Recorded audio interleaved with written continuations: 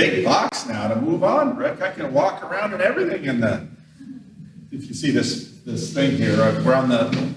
Now he's playing. Now he's playing with me. Rick's playing with me from back in the booth.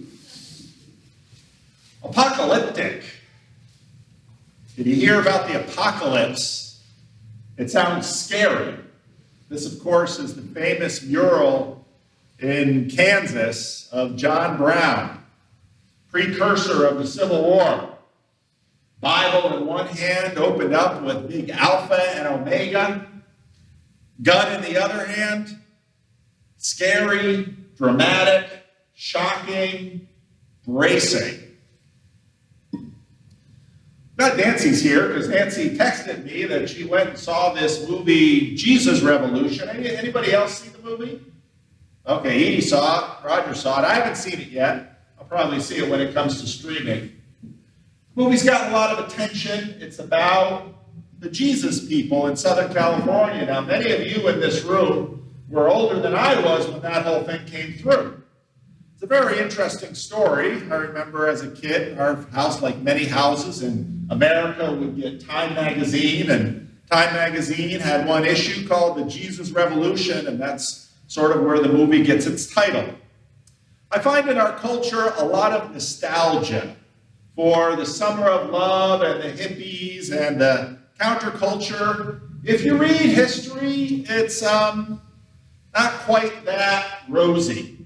One person there described the summer of love as the flower movement was like a valley of thousands of plump white rabbits surrounded by wounded coyotes.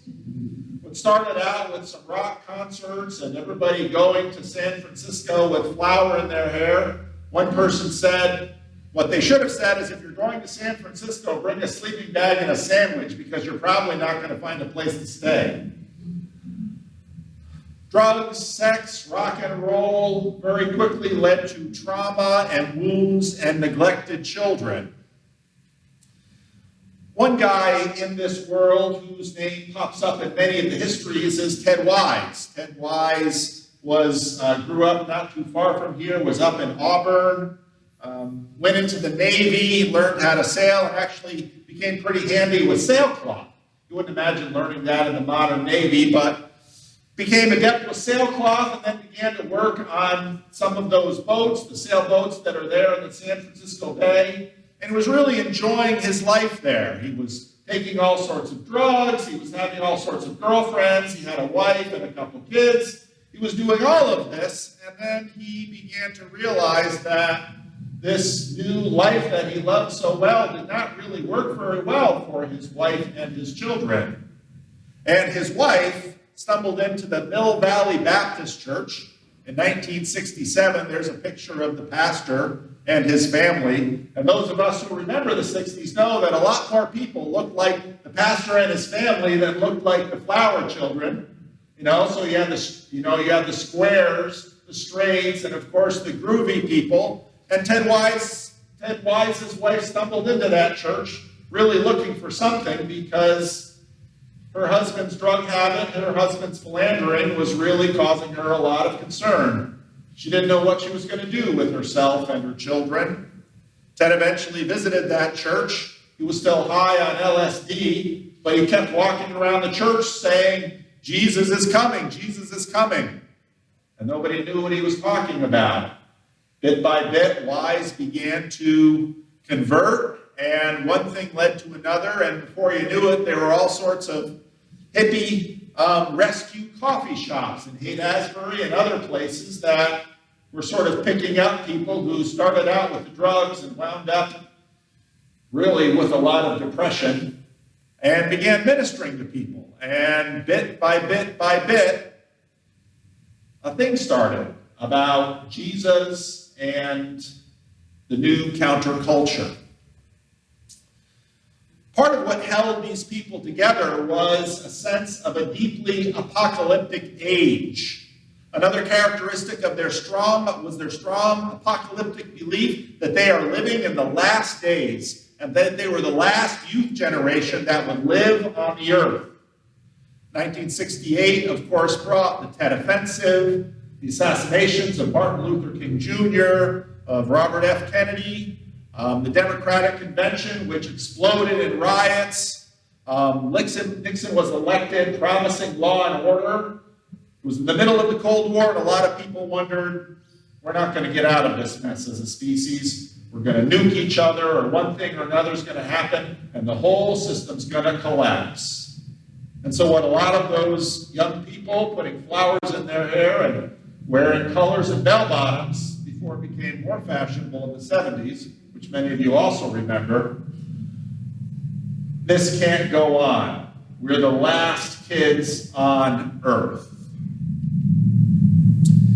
This theme of world ending is perennial throughout history. Listen to Jesus talking to his disciples in Matthew 24.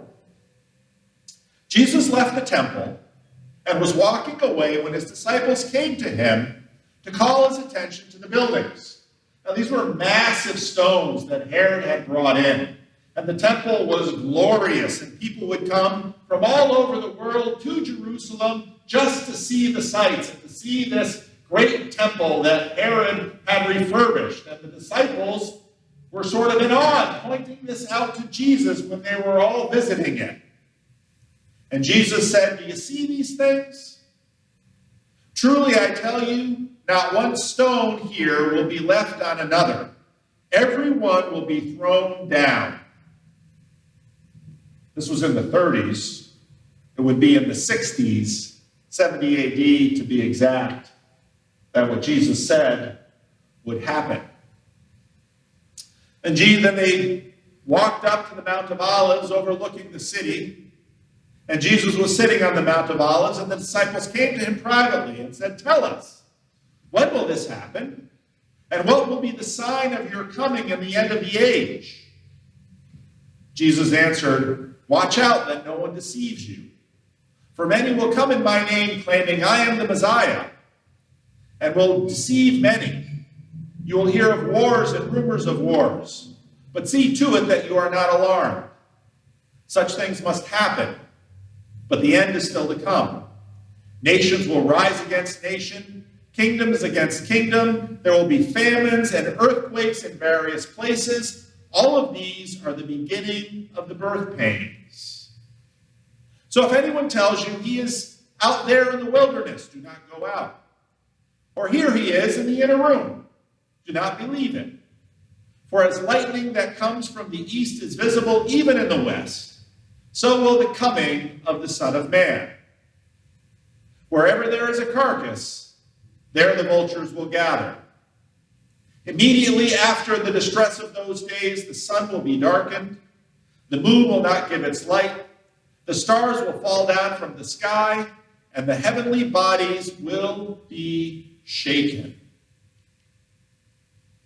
Then will appear the sign of the Son of Man in heaven.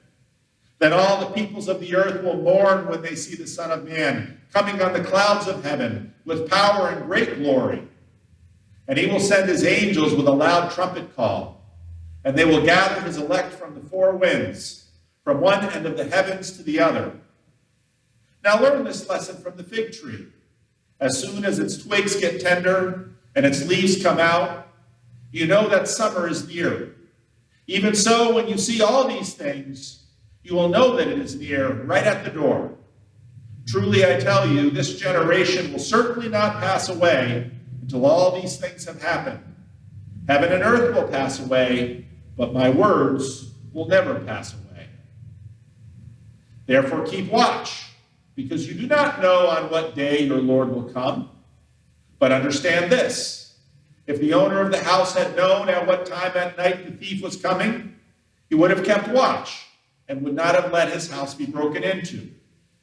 So you also must be ready, because the Son of Man will come in an hour when you do not expect him.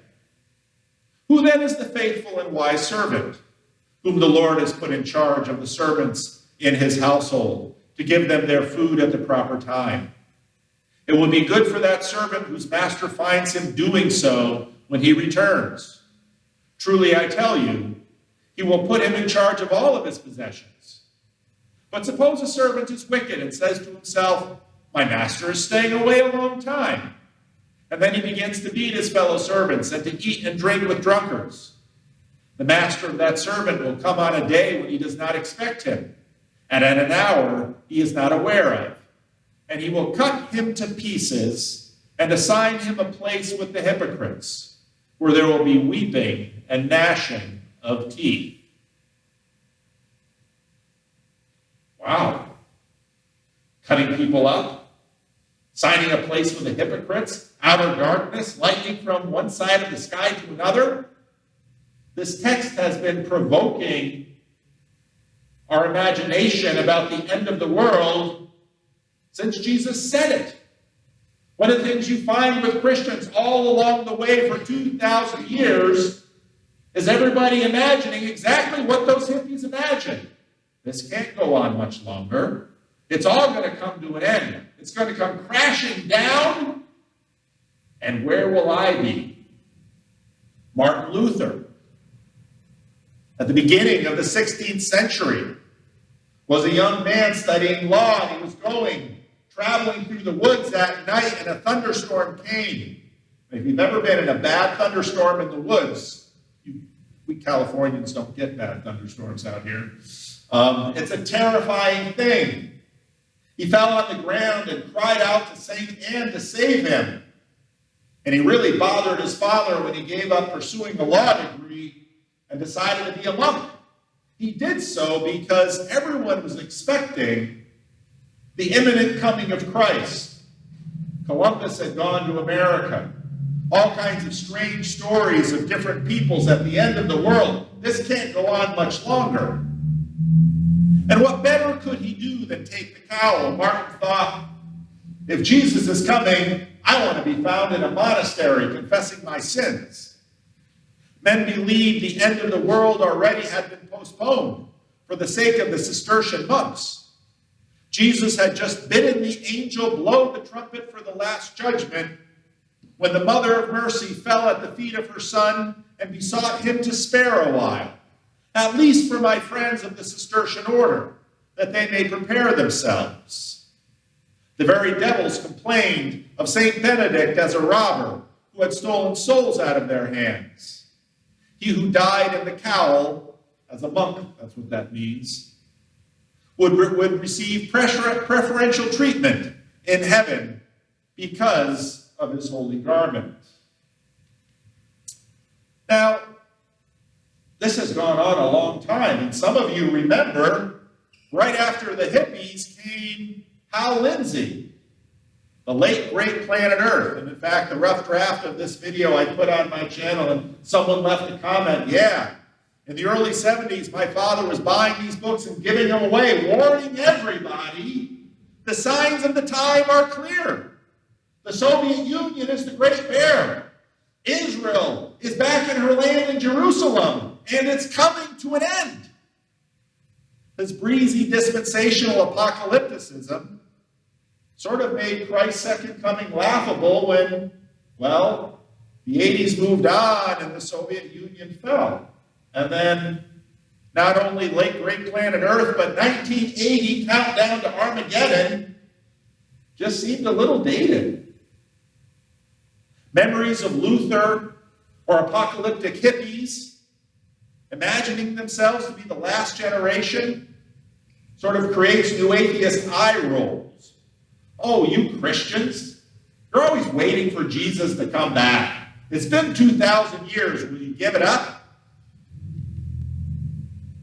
But what's really weird is that if you pay any attention at all to what's going on in our culture, if you ask people today, well, I don't dare have babies.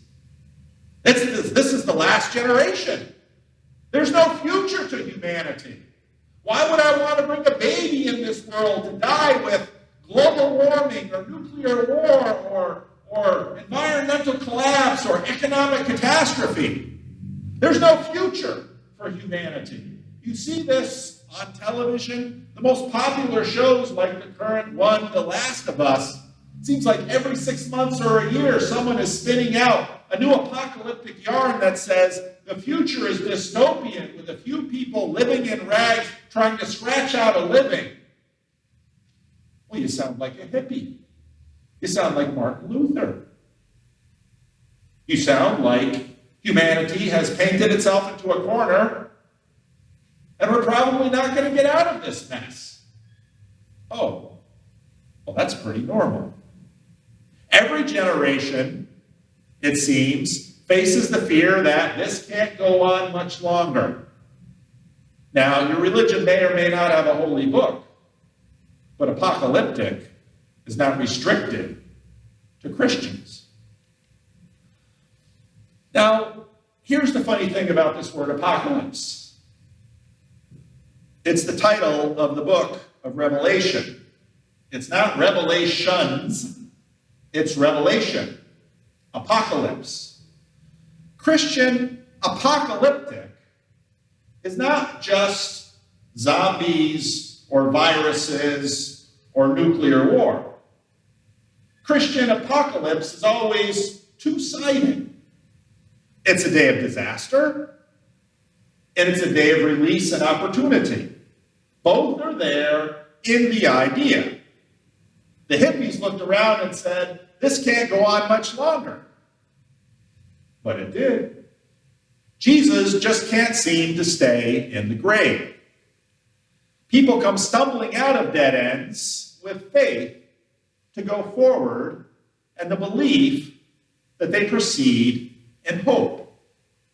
Christian apocalypse is always a realized apocalypse. Every time we do joys and concerns, we have tiny little apocalyptic moments. There's a shooting down the street from Lula. They've taped off her house. Someone died in there. My child had a baby, a new grandson.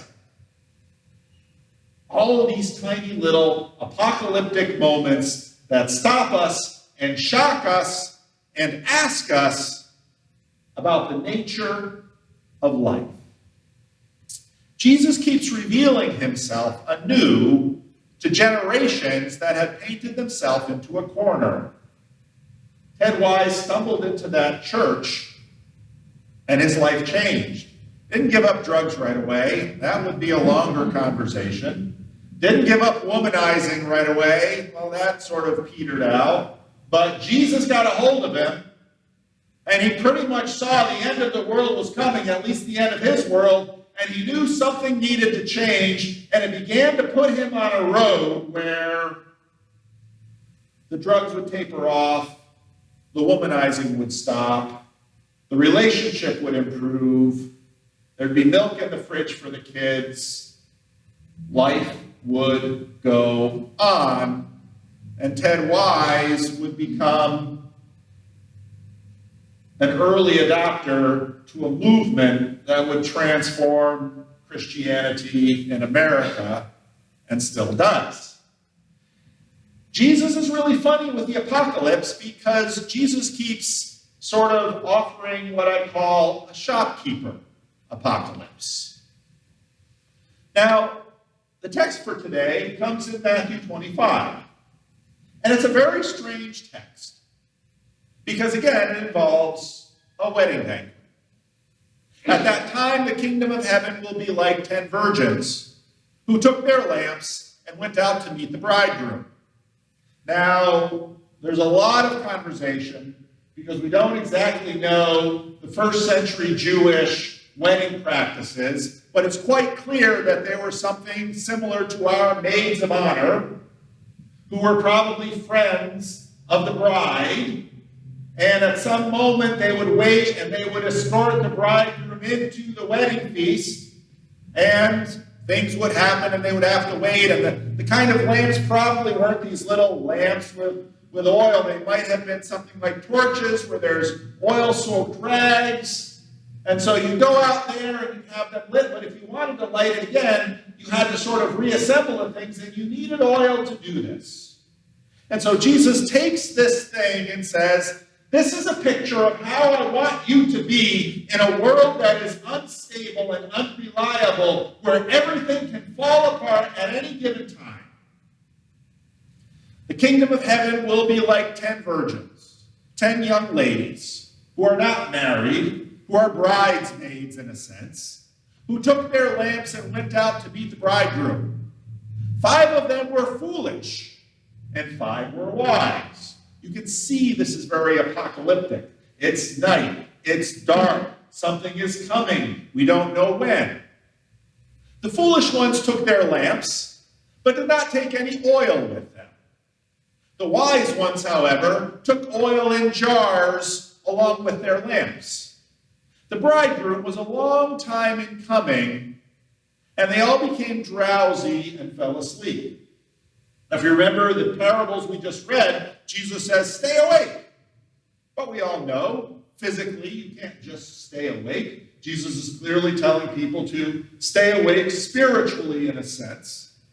And so all of these bridesmaids fall asleep, waiting, deep into the night. Will he come? We don't know.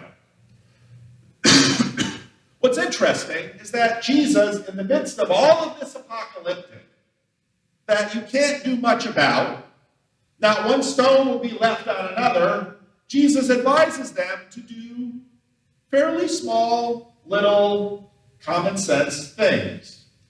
Bring some extra oil. I remember at men's group a number of years ago when we were still meeting here at church, we're online now, we're reading through the book of Timothy. And in the book of Timothy, there's this list of attributes that church leaders should have. And I remember reading this list and thinking, these are shopkeeper values. Listen to this list. Here is a trustworthy saying. Whoever aspires to be an overseer desires a noble task. Now, an overseer means someone who is sort of looking out for a church. Today, we would probably call it an elder.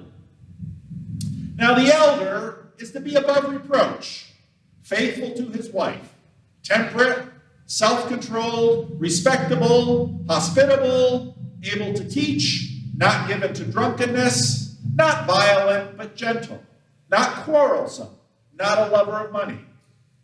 Now, if you look at the history of religions, you find that, well, there's this bumper sticker for a while, well-behaved women seldom make history. I always smile when I see that bumper sticker because I think, well-behaved people seldom make history. History seems to be given to the loud, the bombastic, the impulsive, the risk-takers. There are plenty of parables about those kinds of values too. But when Paul says, who can be trusted to run a church? Well, look at the list. Above reproach, faithful to his wife, temperate, self-controlled, respectable, hospitable, able to teach, not given to drunkenness, not violent but gentle, not quarrelsome, not a lover of money. It's almost the kind of person you want to find as an employee for your store. Will they show up on time? Will they rob from the till? Will they be good at customer service? Will they help keep the thing going? Boy, that's awfully plain. He must manage his own family well and see that his children obey him. And he must do so in a manner worthy of full respect. In other words, if the only reason his children obey him is because he beats them, well, that's not the kind of thing you want. Sometimes people say to me in church, Pastor Paul, can you get this person to do that? And I will say to them, would you like me to beat them? So, no, Pastor. Oh, okay. Well, how exactly would you like me to get that person to do such and such? Well, you'll talk to them. Oh, okay.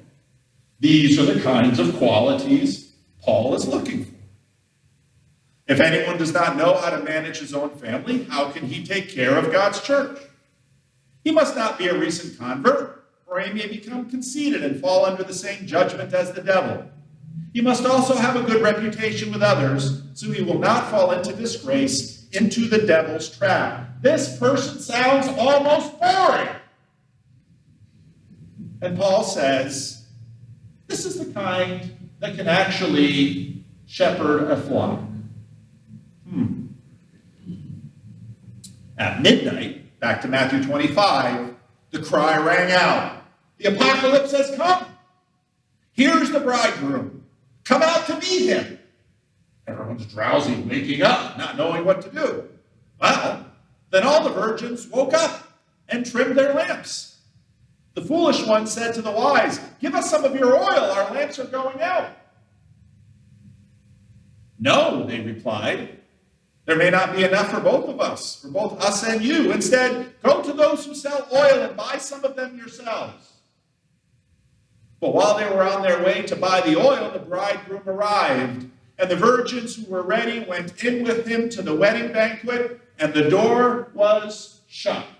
Ooh, last week we heard about a wedding banquet.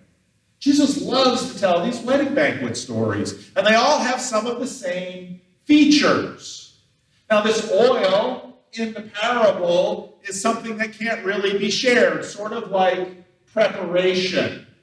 Have you ever gone and taken a test at school? You can't turn to your neighbor and say, "Give me some of what you studied." That can't be shared. No, there's a time of preparation and there's a time of apocalypse. Are you going to be ready? Nobody can do it for you. You have to do it yourself. The preparation for the inbreaking of Jesus into your mundane, expected, satanic Peter imagination. Remember Peter with how he thought Jesus should go about things? And Jesus says, "Get behind me, Satan." This can't be outsourced. You alone can do it for you. If you want to be ready to receive the end of history Jesus, the everyday apocalypse Jesus, the inconvenient Jesus, no one can do it for you. You have to ready yourself. You had better have enough oil in your life to light the torch and join him at the wedding banquet. And again, last week we asked these questions. Well, who's the king? Well, that seems obvious. Well, who's the prince or the groom? Well, that seems to be Jesus. Who's the bride? And who are the bridesmaids? Now, this is where we come to the same way the last parable ended. And you find this in Jesus' parables all over the place. There's a party going on inside, and the master of the party says, "I've been waiting for this. We're going to have this party. Nothing but nothing is going to disturb it. You're in or you're out." You see this in all of Jesus' apocalyptic parables. Later, the others came, the bridesmaids who had run to town, who didn't have their oil ready. They got back. They went to town and they knocked on the guy's door and said, "Get me some oil. I need it now." Okay. And the shopkeeper gives them oil, and then they run back. And what do they find? They hear noise, they hear music, they hear dancing, they hear everything going on, and the door is locked, and they pound on the door. "Lord, Lord," they said, "open the door. We're ready now." But here's the irony. They don't need their torches anymore. That moment has passed. But he replied, the Lord of the party, "Truly I tell you, I don't know you." What do you mean? You'll find this in the Sermon on the Mount. "Lord, Lord, did we not heal the sick and raise the dead? Depart from me, I never knew you." This apocalypse thing is all about us. It's not just for Martin Luther. It's not just for the hippies. It comes to all of us. The shut door, the outer darkness, the exclusion from the banquet, pleading to come in, but it's too late. This is Jesus talking. Jesus is not a quivering mass of availability. Jesus demands of people, you'd better be ready, because if you're not ready, you're on the outside. This is life. We all know this. Jesus again would say, keep watch. Why would he say this to a generation who would die 2 millennia before you could read this? What are you to watch out for? Well, Jesus' apocalypse comes, this day of the Lord comes in tiny little ways, and it comes in big ways. And in some ways, the little apocalypse should get us ready for the big one. Because the big one is coming for all of us. The apocalyptic Christ saves in ways we simply don't expect. He allows his blood to be shed when we expect him to shed the blood of his enemies. He demands constant vigilance when we've let our guard down, because we expected him sooner. He promotes shopkeeper values when we expect dramatic displays of impulse enthusiasm designed to gain attention and glory for ourselves. I'll take church overseers any day who are like Paul describes, to ones who are loud and flamboyant and always making a big noise, but can never be counted on when you're in trouble and you have to pick up the phone. The funny thing about the Jesus people, we hear about them now, it was as a movement, they only lasted a couple of years. Kind of started in 67 and was pretty much done by 71, 72. Hardly lasted at all. Why? Because all of these people that went to San Francisco and did those drugs and had that sex and participated in the whole movement and everything, that doesn't last long, and pretty quickly, most of them who sort of found Jesus, well, you know what they did? They settled down, and they got jobs, and they went to church, and they raised families. And in fact, that movement launched Christian contemporary movement. We wouldn't have a lot of the songs we sing today if it weren't for them. The idea of using drums and guitars and something other than the organ, that all came through this movement. The seeker movement, the megachurch movement, all these elements of American evangelicalism came through this. The movement itself sort of died away, but it impacted, and it would lead to really it's funny, if you hang out a little longer and listen to the Anglicans, one minute they'll sing these Anglican British hymns, another minute they'll sing Nigerian songs, and a minute later the pastor will be singing some Christian contemporary music. All of this stuff gets weaved in to the process. Realized shopkeeper apocalyptic in Christianity seems to keep adding some chaos when church gets too rigid. The movie itself is about churches that everyone had their hair short and they all sat in good rows and sang nice songs, and someone came and bell-bottoms and long hair. Today someone comes in with long hair, we don't think a thing of it. That was shocking. Many of you remember that. Church could get too rigid, God shakes it up with some apocalypse.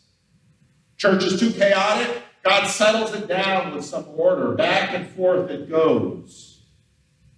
Shopkeeping keeps the chaos from getting too disruptive to ruin faith, intergenerational transmission. Yeah, you can go to San Francisco and be a hippie, but if you have a kid, guess what? That kid likes to have milk in the fridge and a backpack to go to school and mom and dad there to pick him up. Doing drugs and raising a kid don't really work too well together. Kids don't like parents as drug addicts. It doesn't work. These shopkeeper values also keep emerging. Is there enough realized apocalypse in your life? Now, many of you are getting older, and you're probably saying, I could use with less apocalypse, thank you. I'd like my body to work. I'd like less concern about cancer and heart disease and my money running out and the economy going belly up when I can't really go back into the job market and earn money. Yeah, I get that. There's a lot of realized apocalypse potential the older you get. Are you prepared for the inbreaking of the apocalyptic Jesus in your life? The day of the Lord can and will come in unexpected ways. We all get to see the day of the Lord. Question is, do we see it through our death, or do we see it on the big stage in the world? Well, we all see it. Is there enough shopkeeping in your life? Are you in the kind of training, disciplined worship, prayer, study, sacrifice that puts oil in your jar to light your lamp when the bridegroom arises? That's the question of this parable. Are you ready to enter the feast and not be left on the other side of the door to hear the master say, "Well, I don't know you"? That's the hard question Jesus leaves us with. Let's pray. Lord, the apocalypse comes for each of us.